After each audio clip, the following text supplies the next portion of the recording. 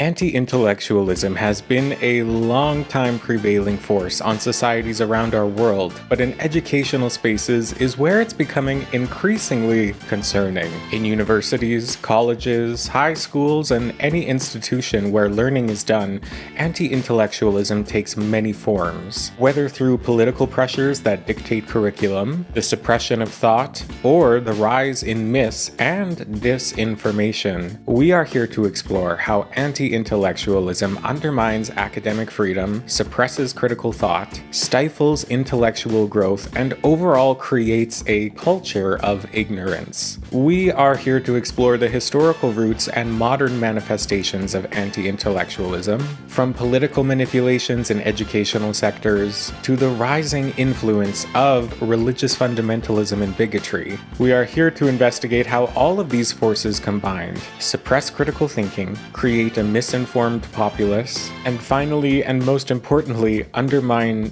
democratic values. We are here to shed light on the importance of an educational system that values integrity, encourages diversity of thought, and challenges oppressive ideologies. Let's get into it.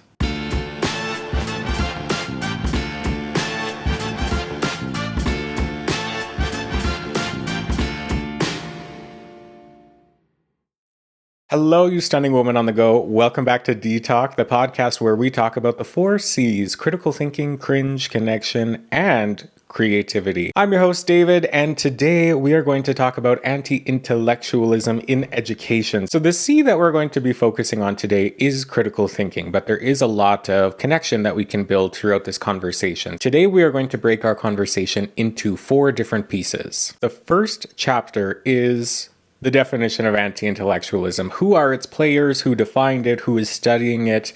Everything to bring us up to speed to where we are in the current day. Chapter 2, we're going to talk about the mandated neutrality of teachers. Chapter 3, we're going to talk about the rise of bigotry and fascism, and more specifically, what role does an uneducated population play in order to support bigotry and fascism? And finally, in Chapter 4, we are going to talk about religious fundamentalism and its role in anti-intellectualism. So to begin, Chapter 1, what is anti-intellectualism? We know what intellectual means. The root word is intellect. So what does it mean to be against or opposed to intellectualism? There was a man by the name of Richard Hofstadter who wrote a book, and it is titled Anti-Intellectualism in American Life. And Hofstadter described anti-intellectualism as the resentment of the life and the mind, and those who are considered to represent it, and a disposition to constantly minimize the value of life. So Hofstadter wrote quite a bit about this idea of the branding of the intellectual, in air quotes, is that in order for anti-intellectualism to thrive, a society needs to be able to view the intellectuals in any given place as snobbish. They are so smart and they have glasses, and I don't know what the pinky's doing. Maybe if we're drinking, the pinky comes out. So these things like pretentious, snobbish, like I said before, conceited, dangerous, subversive. And it's through these ideas that people are projecting onto the intellectuals, the smart folks, the educated folks, is that they begin to resent them for all of those things. Not necessarily because they don't feel that they have them within themselves, but that they think that there is no value in intellectual thought or learning or education or things like these. And of course, we know that's not true, but it does create this false dichotomy. And dangerously, what comes out of that dichotomy is that an average anti-intellectualist begins to think that their knowledge as a regular everyday person is a perfect, if not better, substitute for the thought of somebody who is an intellectual. Rather, somebody who has falsified their arguments, rather somebody that understands biases and ways of thinking, rather than somebody who is, by modern standards, certified to talk about any given thing or value or concept. trapped. And we see this a lot in podcasting. Not to roast myself sitting here. So Hofstadter says that the plain sense of the common man is an altogether adequate substitute for, if not actually much superior to, formal knowledge and expertise, which we can very quite quickly see how dangerous that can become. And we've seen this with COVID-19, where we had masking mandates and vaccine backlash and all of these things. Eventually, people will start to begin to think that they know better than the professionals in their field just because of a gut feeling, just because of an intuition, just because of God. But I'm getting ahead of myself. In considering the historic tension between access to education and excellence in education, Hofstadter argued that both anti-intellectualism and utilitarianism were in part consequences of the democratization of knowledge. So all this means is that education and research and actual good peer-reviewed science is often behind a paywall, and that is very problematic because you shouldn't have to have money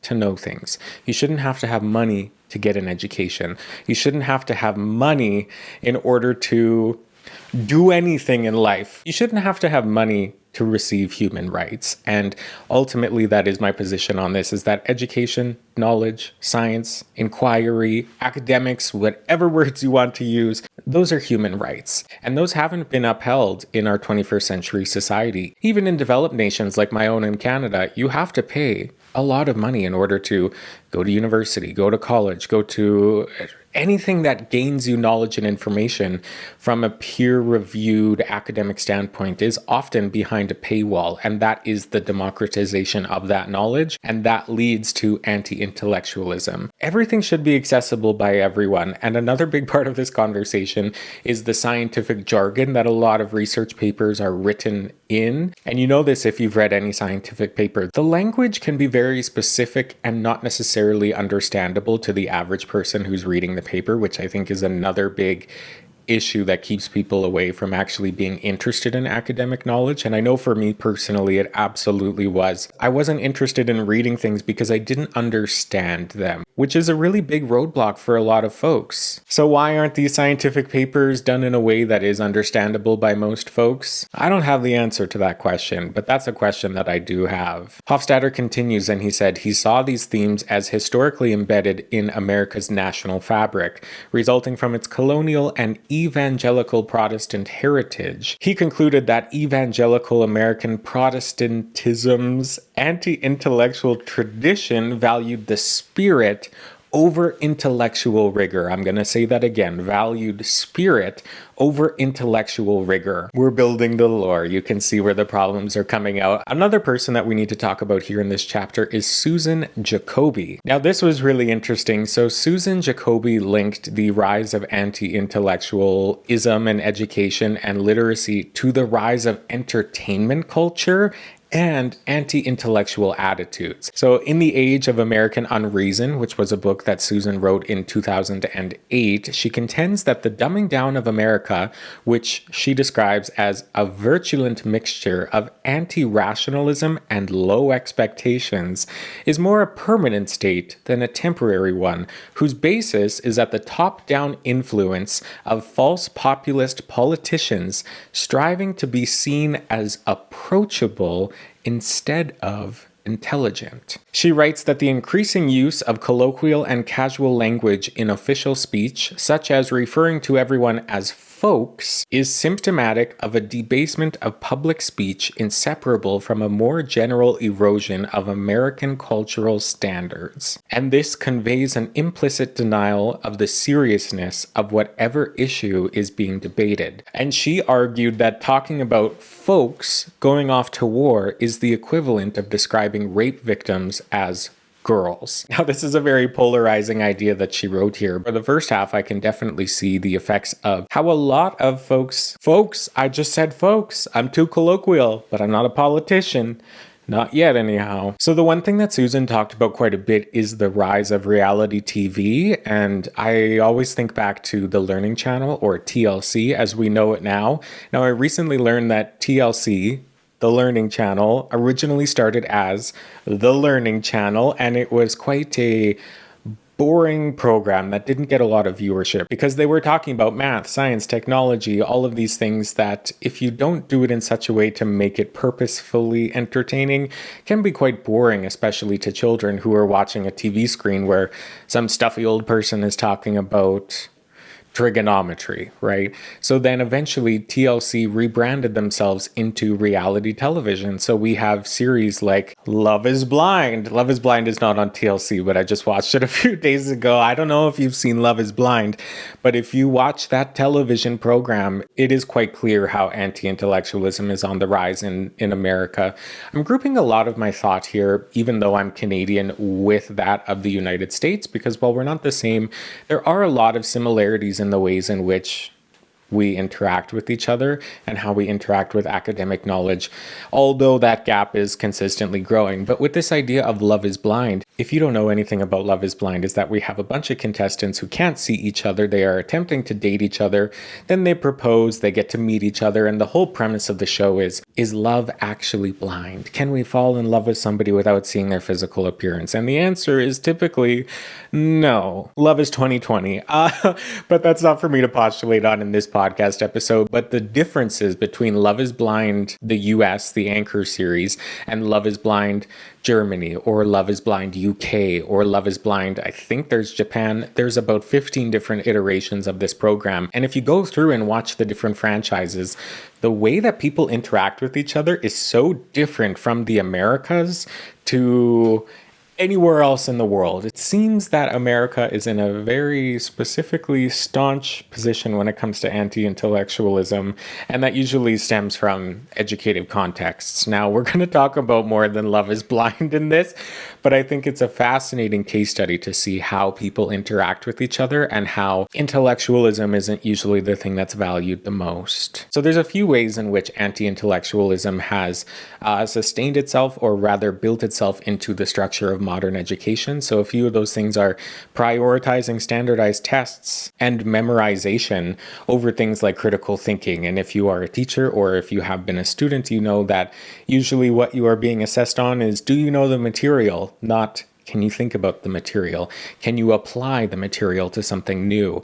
That was a really big wake-up call that I had in my teaching education in my undergrad of my education degree, is that I had all the information. I know how to teach math, but when I'm sitting down in front of these kids and the door closes and now it's just you and 15, 12-year-olds, how am I going to teach multiplication? I can give all the steps, but are they listening? Am I entertaining? Do they care about me as a person? Do I care about them as people? Do we have a human connection in order for them to be able to suspend their disbelief of everything that's happening out in the world, for them to be present enough to actually listen to my steps? Because there's a lot more beyond memorization. And we know this. Standardized testing has been and continues to be something that leaves a lot to be desired when it comes to education. Some standardized testing is necessary and important, but on the whole, it shouldn't be done for kindergartners or for kids in grade 3, which is something that happens in my province of Alberta. The next way, and this is something that is increasingly becoming more problematic on both sides of the equation in a contemporary context, again, specifically in my province of Alberta, we have the politicization of curriculum. So we have bans on topics like critical race theory and gender studies. And I don't have much to add to that one because that is happening and it does contribute to anti-intellectualism in education, but we're going to touch on those things more as we continue through the chapters. The last one here is the rise of misinformation that is challenging historical facts and scientific consensus. So these are things like climate change denial. These are things like being skeptical about vaccines. It's almost choosing the points of which you are going to be critical about things. But again, it begs the question, why can't the average person read scientific studies? Because if you were critical on climate change, which you should be able to go and access the academic papers and the research around it to be able to come to your own conclusion based off of the evidence that is presented. And if that evidence is not presented in such a way that is understandable by the everyman, the every woman, the every them, you have a problem there. And then you have communities of folks who bond themselves together over this misinformation, and then they begin to get more strength because there's strength in numbers. And then, God forbid, you get into politics, and then we have the United States as it stands today. And unfortunately, it seems like a lot of places in Canada are heading in a very similar direction, again, specifically in my province of Alberta. Hi, Danielle Smith. I know you're watching this. The last thing I want to talk about in this chapter are the consequences in education. So, with all of these things together, we have a decline in the student's ability to engage in critical thinking and evidence-based discussions. This was something that really blew my mind when I started teaching in a grade 4 classroom, is that these kids were smart. They were smart. They were able to regurgitate things that I had taught them. They were able to write notes and explain things to me. But when you tweaked the question, when you asked them something that wasn't specifically what was written on a page, they just go blank for the most part. To be able to actually critically engage with the content is what I believe is the entire point of education, and it's something that you can't do if you have been trained to only take standardized tests. And that's not necessarily something that's new. I felt that when I was a student, I wasn't able to critically engage in everything, and it was really frustrating to me because a lot of teachers wanted that, and I wasn't able to deliver it to them. And it's not something that can be changed in one day, unfortunately. It is the structure of which education is built upon. So by the time you hit grade 4, you've already had at least 4 to 5 years of this programming that you can't break out of in 1 year. Typically, it has to be something that is embedded into the structures of education at all levels. Because interestingly enough, by the time you get to university, a lot of these professors want you to engage in critical thought. And if you've been programmed not to do so, it's very hard. It's very hard. My GPA for my first year of university as an undergrad, I think was 2.1. 2.2, barring some other complications with me at that time. A huge part of it was I wasn't able just to regurgitate knowledge. I wasn't able just to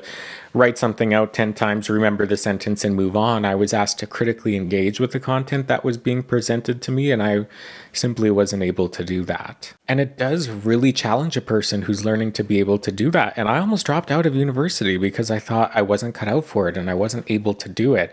And I think that happens to a lot of people, but I'm glad that I stuck around because now as a master's student, my GPA is what? 4.0. But this isn't about me. Then we have teachers who are facing restrictions on academic freedom, which of course limits meaningful discourse that you can have with your students. We have decreased investment in public education, and this leads to lower educational outcomes and social mobility. Pretty much no matter where you're watching from in your jurisdiction, education is probably unfunded, and you probably have to ask yourself why. What does an uneducated population contribute to? What motivation might somebody have to make a population not very educated? Just answer it in your head right now. But we're going to get into this later, but for now we're going to move on to chapter 2, which is the mandated neutrality of teachers. There is a paradox in this idea of neutrality, because I think a lot of people, teachers and non-teachers alike, maybe think that teachers should be neutral on subjects as they teach them. And it's very easy to conceptualize this when it comes to math. That might even be the end of the list, because as soon as you get to the humanities, it's very hard to play neutral, because it's very hard to play neutral when you come to anything that has to do with humans. I don't know if I'm missing something about math. I think it's easy to be neutral in math because there's no moral judgments in math for the most part. I feel like there is, but I can't think of any right now. Are there any moral judgments in math? Let me know in the comment section. I have no idea. So we have this paradox of neutrality. I want to read you this quote. Teachers are often required to be neutral in classrooms, but education itself is inherently political. Washing one's hands of the conflict between the powerful and the powerless means to side with the powerful and not to be neutral. So we have this vision of neutrality, thinking that if we stay neutral as a classroom teacher, if we stay neutral as a person moving around the world, that is good. We need to be able to let people, children, students come to their own conclusions when it comes to making a moral judgment on things. And I think there is a little bit of validity in there. I want to present to you something that I've been thinking about quite a bit. I was in grade 7 in a Catholic middle school, and in social studies, we were learning about slavery. We were learning about colonization. We were learning about the genocide that took place against indigenous peoples on the very land that this podcast is being filmed right now. And I remember leaving those classes thinking, oh, well, that's just something that happened. I so specifically remember not really caring, not being upset, just like, oh yeah, hundreds of thousands of people were killed either by the hands of somebody specifically or by diseases that were brought to this land or by starvation by the hands of people quite literally destroying the food source of these peoples. And I only thought about this a few weeks ago when I was learning more about the specifics of slavery and genocide around the world. And it really frustrated me because I thought, what a great point in time to be able to activate somebody, students, towards empathy, towards being able to put yourself in the shoes of somebody else and to be able to postulate on what they were feeling, what they were experiencing, for you to be able to make your own personal moral judgment against those things. It is a very difficult conversation because I don't think teachers should be standing at the front of the classrooms going, well, this is good and this is bad. But objectively, slavery was bad. Genocide is bad. So I don't understand the perspective of folks who think that education needs to remain neutral, because there is no point in that. There is no point in learning about the dates and the events of history if we're not going to take them forward with some sort of emotional understanding of what happened, because it's just like how we were talking about in the beginning in chapter 1. You can understand the facts, you can be able to regurgitate the dates and the names, but if you aren't able to critically engage in what that meant for the context of the world, not only in that time, but bringing it forward, you're doing those kids a disservice, you're doing the world a disservice, and ultimately you're doing nothing. So we need to talk about how this is enforced. How does this happen? So school policies restrict teachers from discussing politics, activism, and systemic oppression. Now, this is something that is a little bit challenging to navigate as a classroom teacher. In my experience as a classroom teacher, if you've seen any of the episodes of my series Dismantling Hate, I do spend a lot of my personal and professional time learning about politics and systemic oppression and activism and things of the like. So it was very hard when I would get comments from parents, colleagues, administrators, that I was teaching things that weren't in the curriculum and that I was being political or that I was being an activist as a teacher. But like the quote that I read to you earlier, I do believe it is impossible to not be political when you are teaching. Teaching and learning is inherently a political act, because what we know from neuroscience, you can't teach somebody something without an emotional connection with that person. And how do you make emotional connections with people? You empathize with them. You put yourself in their shoes. And that already, looking at the world through the perspective of somebody else, we're already into politics territory. We're already into activist territory. Anti-intellectualism thrives on people not being able to authentically connect with each other, because if I can't connect with you in this moment, you're not going to be able to connect to anybody else in the world when we are doing unspeakable things to them. Again, I'm getting ahead of myself. I keep jumping all over my notes, but I'm going to go back to them. Why education is political.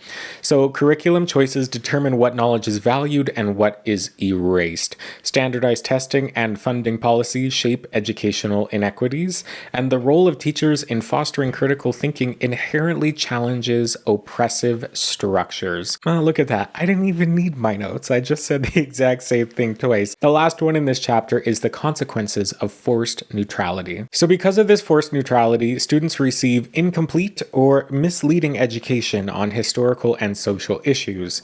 Marginalized students face erasure of their lived experiences in the classroom, and suppression of critical thinking skills leads to disengagement and apathy. If you've spent any time in a classroom recently in the last 5 years, specifically after COVID-19, most of those kids are so apathetic they're barely breathing. And if they aren't apathetic and barely breathing, they're probably throwing things at you. It's a very big dichotomy there, but consistently almost nobody is engaged and a lot of kids aren't happy for numerous reasons. But I know that anti-intellectualism and the rise of bigotry and fundamentalism is a really big part of that. That's where we're going to leave the neutrality of teachers, because that's a huge part of this conversation.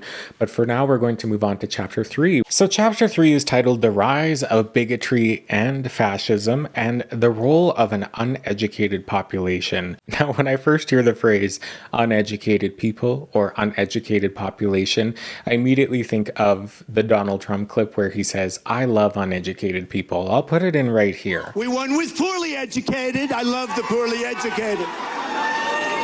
We're the smartest people. We're the most loyal people. And it begs the question, why would somebody like that value uneducated people? It's such a break in the fourth wall that I can't believe there are any supporters after that, because it just makes so much sense as to why somebody like that would love uneducated folks. But unfortunately, a lot of the structures that we participate in, even in Canada, are very similar to that, in that uneducated people are very valued by folks who want to take advantage of them and manipulate them. Education is the enemy of bigotry and fascism and things of the like. So it makes sense that that would be desired by folks who want to be manipulative. And unfortunately, even saying the quiet part out loud does not alienate those folks, because they don't have the critical thought to be able to think about what is being said and why it is harmful to the entire world. But I digress. So the manipulation of the uneducated populace. Fascist and bigoted ideologies thrive when populations are kept uninformed and uncritical. These systems capitalize on ignorance, using rhetoric and propaganda to manipulate emotions and prevent critical thought. My brain is wild, man. I made all of these notes, and before I even look at them, I'm just saying exactly what they say. So very proud of myself here. What a great moment here for me to remind you to subscribe to this channel if you like this. I just redid my entire YouTube structure, so I'd appreciate it if you subscribe to this channel if you're enjoying this episode. Next up, educating a population is a direct challenge to the spread of fascism and bigotry, as education fosters critical thinking and the ability to question narratives.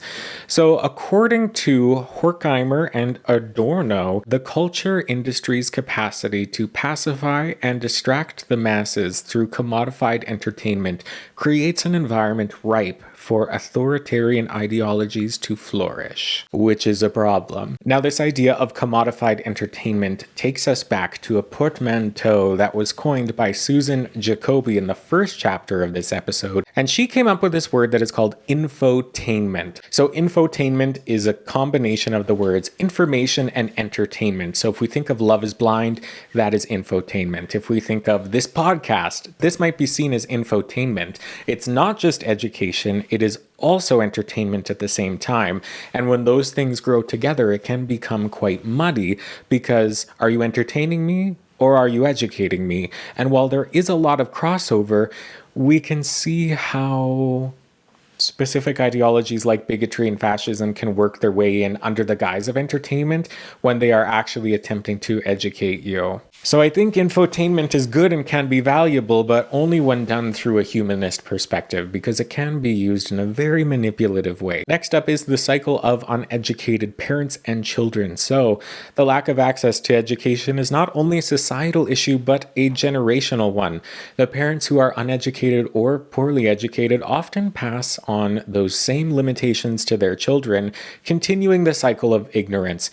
Now, so much of this is political, and so much of this is done through systematic oppression of people of color, of queer people, of all of these groups of folks who are deemed as not as good, important, or valuable. So it's not that poorly educated parents are deliberately passing on this poor education to their students. They either are not aware of it, or they are aware of it and don't have the resources, time, money, wherewithal to actually change it for their children. So it is a very depressing cycle that is very hard to break out of. Going back to Paulo Freire, he notes that any situation in which some men prevent others from engaging in the process of inquiry is one of violence, and I completely agree with that.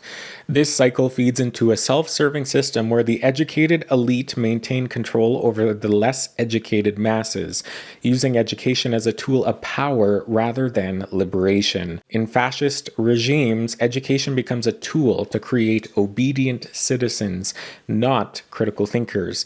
The result is a population that is easier to manipulate and control, perpetuating harmful ideologies. The next up is bigotry and fascism as a product of controlled education. So we're linking these chapters together. Fascism and bigotry are sustained by education systems that do not promote diversity, equity, and inclusion. The illustrious DEI, but I might do an episode on DEI all by itself because that is a fascinating topic. Not the topic of DEI itself, but the way that it is being villainized by a lot of folks, especially in the United States, is fascinatingly terrifying. These ideologies find fertile ground in schools that teach conformity and obedience rather than encouraging students to question and challenge. By limiting access to education or distorting its content, fascist regimes keep the population uninformed, ensuring that alternative viewpoints and forms of knowledge do not threaten their power. Back to Horkheimer and Adorno, they argue that the rise of fascism in uneducated populations is not an anomaly, but the natural product of a culture that has been systematically dehumanized. Educators and activists play a crucial role in breaking this cycle by fostering environments where critical thinking, diversity, and justice are prioritized. It is hard to be a teacher and an activist at the same time. I would argue it is harder to not be an activist and a teacher at the same time, but you have to disassociate from yourself so much that your world can become very gray, lackluster, and boring. And that's where I was as a classroom teacher. I felt that I was being stifled in a lot of different ways, both systematic and not, that everything around me became gray and depressing. And it felt like I wasn't doing what I set out for myself to achieve as a teacher. And it made me jump away from that career, dive into my activism a little bit more, study for my master's. And now I'm finally at a spot where I'm comfortable enough to go back into this world as a classroom teacher or in a teacher preparedness program, however that manifests for me. But it does take so much time to be able to develop these things beyond an understanding where you just know it for yourself, but be able to explain it to other people, especially when the stakes are high when it comes to politicized things like this. And that in itself is such an incredible privilege that I've been able to take the past year and a half, slow down, take a step from teaching, work on my master's, explore my thought processes, learn, think, engage critically with the world around me. And so few people have that privilege to be able to do that. So I take this very seriously because I have been gifted a lot of privilege in my life and I want to use it because this is garbage. I'm getting a little colloquial now because we're near the end. So we're here at the last chapter, chapter 4, religious fundamentalism and the harmful upholding of creationism. So let's talk about the rise of religious fundamentalism. This thrives in environments where scientific literacy and critical thinking are discouraged, and creationism becomes a tool to resist scientific progress. So if we think about this, the science that we have to point towards a theory of how our world was created, how old it is. If you have a population of folks that can so easily reject all of those scientific theories based off of a book that was written many decades ago and iterations later, you then have a population that will believe probably anything you say as long as it's under the label of an all-seeing, almighty, omnipotent God. Because if you can program children to have this intense cognitive dissonance between what they are told and what they can see and what they can know, you're building a perfect soldier who will believe anything somebody says with authority if it's under the guise of religion. So I have a really big problem with religious fundamentalism and religion in general because I do see it as manipulative at best. Creationism is upheld by those who see it as a defense against the perceived threat of science. That's important. The perceived threat of science, especially evolution. It is used as a means to promote an unchanging worldview based on literal interpretations of religious texts. I've talked a lot about my personal views on religion in my Dismantling Hate series, so I'm not going to get into that here. We're going to continue. As Dawkins argues, the fundamentalist interpretation of the Bible is intellectually indefensible and works to undermine the intellectual progress achieved by centuries of scientific inquiry. The conflict between creationism and scientific understanding represents a larger societal battle between tradition and modernity, one where religious fundamentalism seeks to control the narrative of human origin. The next thing we're going to talk about is how the Bible as a religious text is demonstrably untrue and unfalsifiable. The Bible is often held up as the ultimate authority by fundamentalists, but it is demonstrably untrue when held up against historical and scientific evidence. The Bible presents narratives, like the creation story, that conflict with the well-established scientific principles like the Big Bang Theory or the theory of evolution.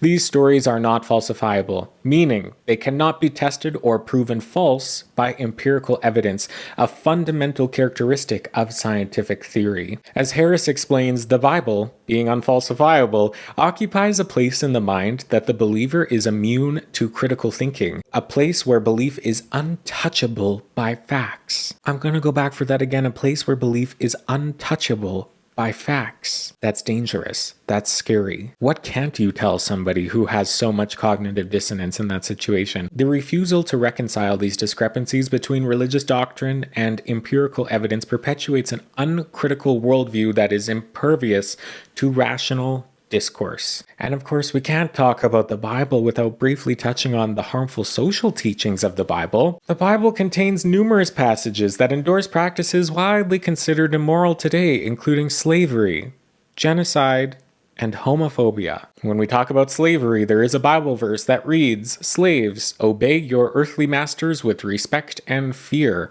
The Bible repeatedly addresses slavery as an accepted social practice without condemning it as an institution of cruelty.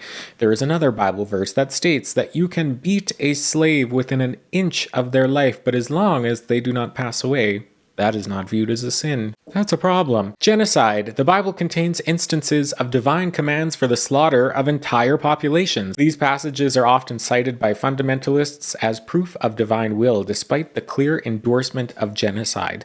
And it is within my opinion that we can see the modern manifestations of this kind of text throughout our world currently. And lastly, but potentially most personal to me, homophobia. The Bible is used to justify homophobic beliefs with verses such as, "Do not lie with a man as one lies with a woman. That is detestable." Leviticus 18:22. These passages are often quoted in support of discriminatory practices against queer people, and these teachings have been used to justify systemic oppression, and their endorsement in sacred texts is a key factor in the perpetuation of harm and inequality. The last section in this chapter is the role of education in challenging religious fundamentalism. We need education to combat this, but it is a self-serving prophecy or a painfully cyclical cycle of uneducated people fall into this more, and then they have children. It just continues. It just compounds onto everything that we've talked about so far. Education that fosters critical thinking and scientific literacy can challenge the rise of religious fundamentalism and its harmful social effects.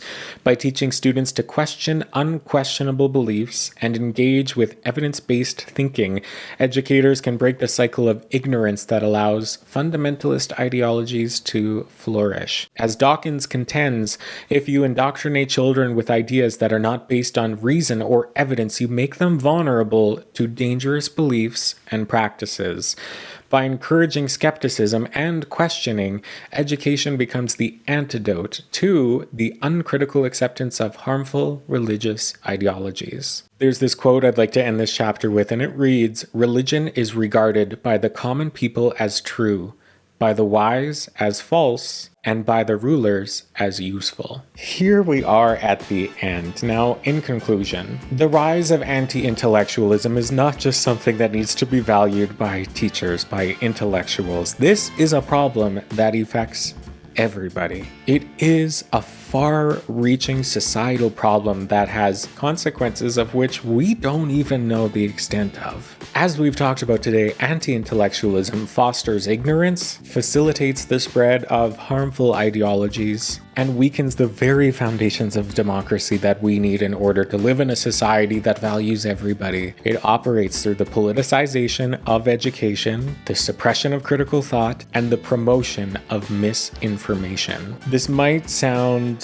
very scary, hard-hitting, and that there is no hope, but I just want to take this moment and say that there is hope. There is hope. There's a lot of hope. You may not feel it right now at the end of this episode, but let me assure you it is here. If we can continue to prioritize academic freedom, fostering critical thought, and the inclusion of diverse perspectives in our curriculums, we can push back on these harmful ideologies that are pushing us back. The future of education is creating spaces where students are not only encouraged, but taught the skills to think critically. And within that critical thinking, they need to be able to challenge the dominant narratives and become informed, responsible citizens of the world. To protect the integrity of education and, by extension, protect the entire world, we have to stand up against anti-intellectualism. We have to fight for an education system that is intellectually rigorous, open-minded, and committed to truth. Thanks so much for watching this if you're on YouTube, or listening to it if you're on Spotify. If you're interested in more educational theory from me, I have a playlist on my YouTube channel with all of my educational videos and podcasts. There's quite a bit. I thank you again for watching. I hope you enjoyed it.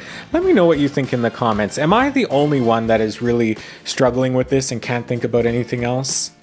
I'm very hyperfixated on these ideas and how they are quite literally destroying our world as we know it right now. So don't get bogged down in it. There is hope. We can do it. We can change. We can get better. I know we can. And when we do, I don't know. I was waiting for me to think of something inspiring, but I think I'm all out of inspiration today. So thanks for getting to the end, and I'll see you next time. But until then, goodbye.